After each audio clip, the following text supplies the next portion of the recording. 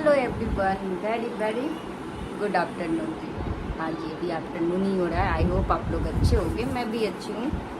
और आज ये बस थोड़ी सी बातों के लिए मैं ये चीज़ें शूट कर रही हूँ, मतलब वीडियो बना रही हूँ। बहुत लोगों का क्वेश्चन आ रहा था कमेंट में कि जितिया क्या होती है, ये जो जीवित पुत्रिका की बर्थ होती है वो क्या होती है। तो नॉर्मली बोला जाता है ना कि माँ चाहे इंसान हो, जानवर हो या कोई भी हो, माँ होनी चाहिए। वो अपने बच्चों के लिए कुछ भी कर सकती है। ये बस उसी चीज़ के लिए है कि एक माँ अपने बच्चों के लिए क्या कुछ नहीं करती है। जानवर भी एक माँ होती है, वो भी अपने बच्चों के लिए बहुत सारे चीज़ें ऐसी कर जाती है जो कोई नहीं समझ सकता। आप देखे होंगे कभी छोटे गाय जो होती है वो अपने छोटे बेबी को जब बॉर्न करती है, जब वो लाती है इस दुनिया में, तो उसके रक्षा के लिए उसके अंदर ताकत हो या ना हो, फिर भी वो इंसानों को मारने के लिए फिरती है। क्यों करती है ऐसा? वो तो जानवर है, उसको तो नहीं समझ है, लेकिन नहीं, इंसान वो माँ है। इंसान शायद उतना ना समझ पाए, उस चीज़ को ना फील कर पाए जितना आजकल लोग हमेशा से गाय करती है, या फिर कोई ऐसे जानवर जिसको अपने आसपास रखो वो करती है। तो कुछ अजीब ही कहानी है इसकी भी। और तो ऐसी कथा है जिसमें एक माँ अपने पूरे दिन, मतलब पूरी दिन 24 आवर अपने बेटे के लिए, बेटा बेटी जो भी संतान है उसके लिए निर्जला व्रत रखती है, कथा सुनती है दिन में। और मतलब पूरे श्रद्धा से, इसमें बोला जाता है कि भगवान श्री कृष्ण की कृपा से ही संतान होते हैं। ऐसे भी कोई भी संतान हो वो भगवान की ही कृपा से होते हैं। तो इसमें एक माँ निर्जला रहकर भगवान से ही प्रेयर करती है कि उसके बच्चों को कभी कोई कष्ट ना हो, कभी कोई भी तकलीफ उससे के आसपास ना हटे, वो हमेशा सुरक्षित रहे। इसके लिए वो जो भी हो सकता है वो सारा करती है। इसमें आप मतलब बहुत सारे लोग ऐसे होते हैं जो एक दिन पहले नहाए खाए बोला जाता है, उस दिन नॉर्मली लोग मड़ुआ का रोटी, जिसको रागी का आटा भी बोलते हैं, रागी खाते हैं। फिर झींगी मिलती है छोटी सी, उसकी सब्जी खाई जाती है। नोनिया का साग खाया जाता है। इसमें बहुत सारी चीज़ें ऐसी होती है। हाँ, मछली भी, बहुत सारे लोग मछली भी खाते हैं एक दिन पहले। तो इसकी स्टोरी बहुत अनोखी है मछली खाने वाली। बोला जाता है कि ये व्रत जो भी महिला करती है वो ये कथा जो है वो जरूर सुनती है, इसके बिना वो व्रत अधूरा माना जाता है। कथा कुछ इस तरीके से है, मैं आपको कथा सुना देती हूँ। एक चील और सियारनी थी जो दोनों बहुत अच्छी दोस्त थी, मतलब दोस्त क्या, बहनें टाइप थी दोनों। और वो दोनों जंगल में रहती थी। तो एक दिन मतलब उनके पास जो भी रहते थे ना वो सारे चीज़ शेयर करके एक दूसरे से तब खाते थे। एक दिन जंगल में कुछ औरतें आई, वो जीवित पुत्रिका व्रत की कथा के बारे में बातें कर रही थी आपस में। होते हैं ना जो 3-4 लेडीजें जब इकट्ठा हो तो वो बातें करती हैं इस टाइप के। तो वो बातें कर रही थी, तो चील और सियारनी भी ये बातें सुन रही थी।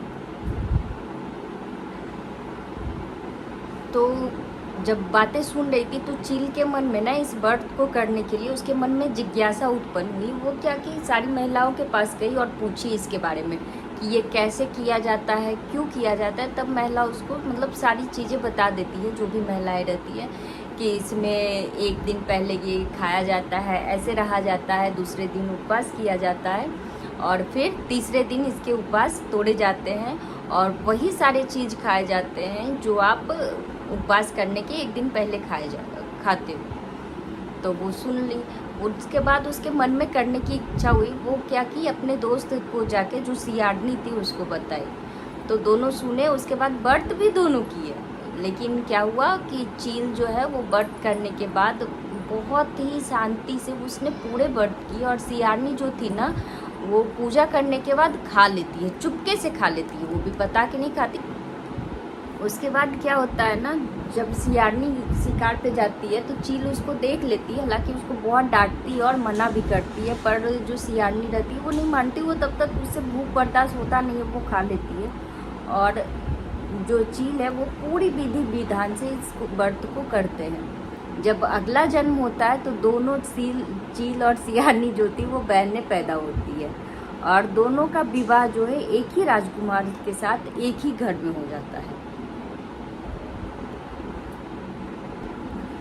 तो जब दोनों का विवाह हो जाता है, एक को राजकुमार के साथ होता है, दूसरे को उसके मंत्री जो होते हैं उसके साथ हो जाता है, पर एक ही घर में दोनों बहनें रहती हैं। तो दोनों बहनें जब माँ बनने वाली होती हैं तो चील भी एक बेटे को जन्म देती है और सियारनी भी। पर चील के जो बच्चे होते हैं वो स्वस्थ रहते हैं और मतलब अच्छे बच जाते हैं, अच्छे से रहते हैं। पर सियारनी के जो बच्चे होते हैं ना, वो पैदा होते ही मर जाते हैं, क्योंकि वो कमज़ोर होते हैं। कोई और भी रीज़न फिलहाल तो मुझे नहीं पता, पर हाँ वो मर जाते हैं। ये देख के ना सियारनी को उससे एक जलन सी होने लगती है। तो सियारनी क्या करती है, उसके पुत्र, चील के पुत्र और पति दोनों को मरवाने के लिए, मतलब अपनी बहन के ही बच्चे और पति को मरवाने के लिए वो साजिश करती है। पर किसी कारण वो दोनों बच जाते हैं, भगवान की माया, वो दोनों बच जाते हैं और दोनों स्वस्थ रहते हैं, लेकिन बच जाते। तो सियारनी जब एक दिन सो रही होती है ना, तो उसके सपने में माता रानी आती है और उसको बताती है कि अगले जन्म, पिछले जन्म जो थे आपके, आपने ऐसे ऐसे काम किए थे, मतलब व्रत रखा था जीवित पुत्रिका की, तो आप इस साल भी व्रत रखो और उनके दया से सब ठीक होंगे। तो सियारनी जब सुबह जगी तो अपने पति से बताई कि ऐसे ऐसे मुझे सपने आए थे, ऐसा ऐसा था, मतलब मेरी बहन जो थी वो चील थी, वो उसने मरवाने की कोशिश की आपको, वो सारी चीज़ें बता देती है अपने पति को। तो उसके पति बोलते हैं ठीक है तुम इस साल भी करो।